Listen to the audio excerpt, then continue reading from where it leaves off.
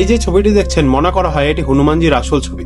চলুন এর পিছনের কাহিনী জেনে নেওয়া যাক। 1958 সালে 3 জন বন্ধু মিলে মানব সরোবর যাত্রার দরুন তারা এক বানর বা হনুমান জাতীয় কোনো প্রাণীকে খুব সহজেই পাহাড়ে চড়তে দেখেন। দূর থেকে দৃশ্যটি দেখে তারা ওই আকৃতির পিছনে, কিন্তু কিছু দূরে গেতে সে আকৃতি আচমকাই অদৃশ্য হয়ে যায়।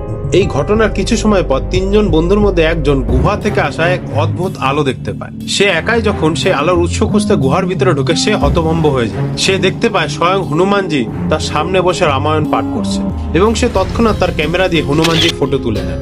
পরবর্তীতে যখন বাকি দুজন বন্ধু গুহার ভিতরে প্রবেশ করে তখন না ওখানে তাদের বন্ধুকে দেখতে পায় না হনুমানজিকে, শুধু দেখতে পায় নিচে পড়ে রয়েছে তার বন্ধুর ক্যামেরাটি। আপনাদের কি মনে হয় এটি তার আসলেই ছবি নাকি কেউ এডিট করে বানিয়েছে? সে যাই হোক, কমেন্টে জয় হনুমান লিখতে ভুলবেন না।